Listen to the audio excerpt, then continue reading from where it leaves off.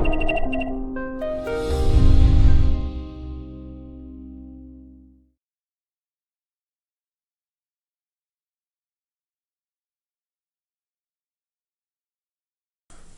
are a couple of market openings. We'll go through them. So the market opening is one of the most anticipated trading times with the market closing and news, of course, but the opening happens every day in the closing as well, and it is very anticipated because players had time to adjust their perception, or things happened overnight because somebody's always awake on planet Earth, and that determine changes. Maybe they need to adapt their position or their investment decisions. When interpreting the opening, the context is crucial. So you always need to look where is the opening compared to the previous day or previous week's session. The greater the confidence with the auction of the opening, the higher the probability that it will continue in this direction. There are 4 unique opening patterns. There is the open drive, the open test drive, the open rejection reverse, and the open auction. We will now go through them step by step. In the open drive, you hopefully by now will already have spot the opening itself. So the opening is down there. There is a strong immediate movement in the direction or from the direction of the opening price. As you can see, in the first 30 minutes, all the letters A, we just went up there. And in the second half, we continued most likely to the upside, or we made a small dip and then continued to the upside. But you can see there is a very strong movement directly after the opening. This indicates a high conviction because a lot of market participants decided to buy at market open, and there have not been enough sellers, and they participate very aggressive, because if it would be not as an important change of value or perception shift, they would try to get a cheaper price and scale in over the day or during the day, but they act very aggressive. This very often leads to a trend day, because if there is a high conviction in the beginning, most likely there will all be a need to trade for the rest of the session. And there are minimal pullbacks in this initial move, and it suggests that the market sentiment is clear and directional from the start. Important that there is an increase in volume to confirm that it's not an open test drive. But what is an open test drive? We will go through that in the next example. So the initial move is also in one direction and testing a nearby support or resistance. Very often there is a nearby support or resistance of the previous day, previous week, previous month, and that one is tested. And after the test, price reverses. So either buyers or sellers are not strong enough, and then price goes to the opposite direction. This indicates initial hesitation followed by a strong conviction, and commonly leads to a directional trend for the rest of the day, and reflects the market to test the level before committing. In the open rejection reverse case, there is a strong initial movement in one direction, but it is quickly reversed. In this example, we have strong movement to the downside, and then this one is reversed and pushed to the upside. Price rejects the opening level and then moves decisively in the opposite direction. As we see here, we had an opening, we moved in one direction very strongly, but it was reversed completely. It's like the UNO reverse card just in trading on the stock exchange, and this indicates that the initial move was not strong enough and unsustainable, and this very often leads to a reversal day or a change in trend. So when we're coming from a downtrend and then we have an opening, for example, we have a value area here, we have an opening, and then we have a strong push, and this gets reversed. We step into the previous area. This can be a very sign of a trend reversal if this has been a downtrend. So opposing sentiment after rejection is dominant, and the initial movers are not there anymore. And there is the last one. Is it the last one? I think no, it is the third one, the opening auction.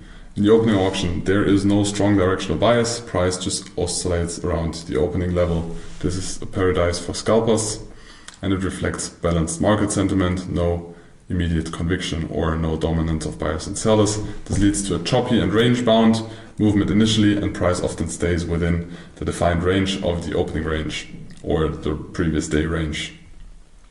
Common, those are non-trend days, low volatility initially, very short pips or ticks, or very short way you can trade, but it's a scalper's paradise. And no, it was the last opening session. Sorry, it's very late in the evening and my brain is kind of dead. We also have the open in balance. So when we have the different open scenarios, we can have open drive, open test drive, open rejection reverse, or the open auction. But they can happen at different locations and you need to put them in context. So when we open in balance, you see the previous day profile, we have a B profile here, and we open in that balance. Then the likelihood of us staying in that previous value or range is high. So in balance we have overlapping TPOs and most likely they will continue to overlap.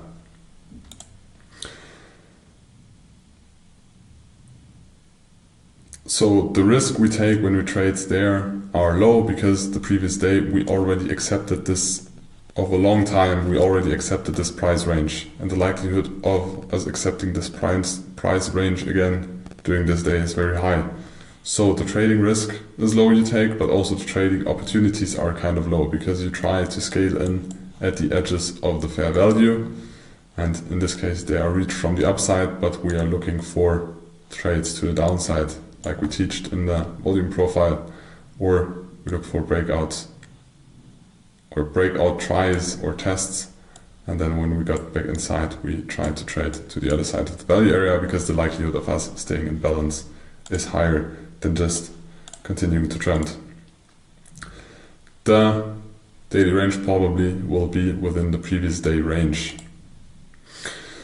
If the open is outside of the previous balance, so as you can see, we have a previous profile, we had the open here, we accumulated down or below the open, we had a value in here, but we closed the day of the session of the previous day already here, so this can be a sign of strength because we are closing on the upper part of that profile and outside of the previous day value. And in the finishing auction, some big players had a big interest to buy, or if we are in a downtrend, liquidate their short positions.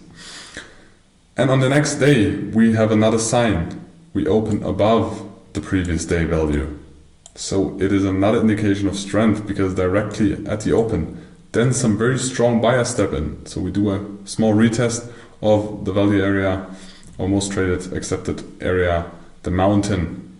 So as you can see, this is the mountain of the previous day. We test it and then we have a strong initial push, and then we kind of slow down, but we continue to accept higher prices. This is a strong indication of the start of a trend and that we will have a continuous trend day the following days. So at this day and the following days. So we have a higher risk because we have more movement in the market, but we also have a higher opportunity and the extension of the previous day extreme significantly outside of the value range or the previous day range. If the open is not outside of the value range but inside of the extremes of the previous day profile, if it is outside the range, so absolute high and absolute low of the previous day profile, like we can see in this case, it is even a more or even stronger signal, stronger signal. Above and below the previous day there, so the open is above or below the previous day open, could be also above here, would be the same just for a bullish example. There is unlimited potential of price discovery because the previous day nobody was interested in trading at that price, or the price was in balance, and in the pre-session or overnight session the perceived value of the asset changed so much, or the accepted value, that we open outside of the day's range, previous day range. So the likelihood of us going to price discovery and shifting the value is very high. The size of the initial balance in this case is key. If we then create a very small initial balance, you always need to put this in context with the previous day. There is no defined size of big and small of the initial balance. If we have a small initial balance, the likelihood of a trend day is very high. So if we have a small initial balance, the trend most likely is gonna get even stronger. If we have a big initial balance, the likelihood of a balance, just a shifted balance day, is higher. So the things you should look at first is the close. The close can be inside or outside the previous day value area of that day, on the same day value area. So a close outside with low volume is not as significant as with big volume, and it suggests that weak positions may need a continuation. Closes are very often tested. If you also need to look at the open, and the open is within the value of the previous day, the market may accept it or break out, but the first assumption is that we are going to accept it. If an open is outside the value, this can lead to a value shift, or is another sign of a value shift, or a reversal back into the value area is possible. But when we accept the value area, the previous day value area, we already know how do we treat that. The initial balance represents the first hour of trading or the beginning of the trading session, and usually a big initial balance suggests a balance day, and a small initial balance initiates a potential trend. The value area, if the value area is small, most likely we'll just bounce around the value area. So we take out the highs, go back in, trade through it, take out the lows, trade through again from the other side, and it's more about responsive trades at the value area high or low. You also should look at the VPOC and high volume nodes. Prominent POC often attracts price because it is the price where most volume was or is traded, and indicates trade location if price, like we teach in the session before, of mountains and valleys, if that point is touched, you can check for trades over there. And single prints and low volume nodes, so markets typically get rejected at the first single print, as we already told you, when you have a trend day. So when there is a trend day and there is a single print and we get back into the single print area, it is likely that there is at least a first reaction. It does not have to be that we then continue, because we can also start to make a balance day, but if we continue, we will always try to scale in at that single print area. Signaling a price acceleration. Once trading occurs within single prints, markets will refill volume. So again, if we have a double distribution profile and we have some single prints in between, and maybe we closed here, we open there on the next day, so we are in this value area of the previous day, and then we start to accept price movements in this value area. In the single print area, we will very likely go to the POC above and then just fill this empty space up. So to accept this price of the previous day or previous week where we haven't spent much or tested the market participants over there. How do you detect strength and weaknesses? We have different things to look at. So we have a VPOC shift. If the VPOC shifts higher, so if we have a VPOC, one day it is there, then it is there, then it is there, a little bit lower, higher, higher. This indicates uptrend because more market participants or bigger market participants accept on trading on higher prices. Same is to the downside. If VPOC is falling or lower than on the previous day, this indicates weakness, so bearishness. We should look at the close. So when we have a value area, or we created a value area during the day, it doesn't matter in which profile, if it's a B, D, P shape, doesn't matter. We can have a close either inside the value area. So at the finishing auction where there's traded again a lot of volume, we accept the price, the likelihood of us opening again in that value area on the next day is very high. If we close at the extreme of a profile, so on the top or on the bottom, then it is the first sign of a trend shift or a perceived value shift. And if we have a value area like this, and we would have a B profile on this day, and we close at the other extreme of a profile, this is even a stronger signal of a continuous or following trend shift. Next to close, we also have the open. As I already explained, if we open in the previous day value area, then most likely we will accept it, or our first plan is to search for balanced trades on the bottom and on the top. If we open above, we can just have a continuous move, but if we are close to the previous day value area, most of the time we test that area and either we bounce from it or we get inside and accept it. We are not always right. At some point we will get stopped out, but then the next trade idea most likely will work out.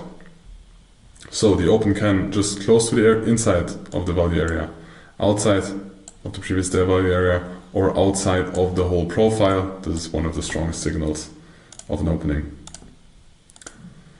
We have the value area, so for value areas it's the same as for POCs. If they overlap, the more they overlap, the weaker the sign of a trend is. If they start to shift more and more, the likelihood of the trend continuing is stronger. If they then start to overlap again, it is a sign of the trend weakening. If we have tails on the top, it means there was a strong seller. If we have tails on the bottom, it means we have a strong buyer. If we have ledges are multiple. In the dynamic setups, we will have more examples of this. But it is in the case of a profile. We don't have a tail. We have multiple letters on one level. So, for example, if we have a profile like this, I know it is very ugly, but you will get the point. And then we have a tail down here. We have a tail in this case, so this is our tail. We have a P-shaped profile, and we have a ledge on the top, because there are multiple letters on one level.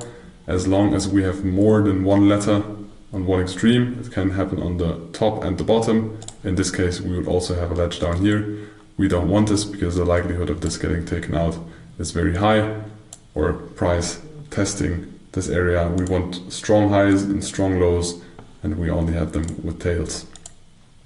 So here's the point. Ledges, I just explained them, and you can look for single prints. So if you have ledges on the top, it's a weak sign that we will continue upwards, because if there is a profile where we had some ledges here, the likelihood of this getting taken out again is high. If we have single prints in a profile, so we have single print here, we have single print here, it is also a sign for continuation, and we can try to look for trades when we test those single print areas.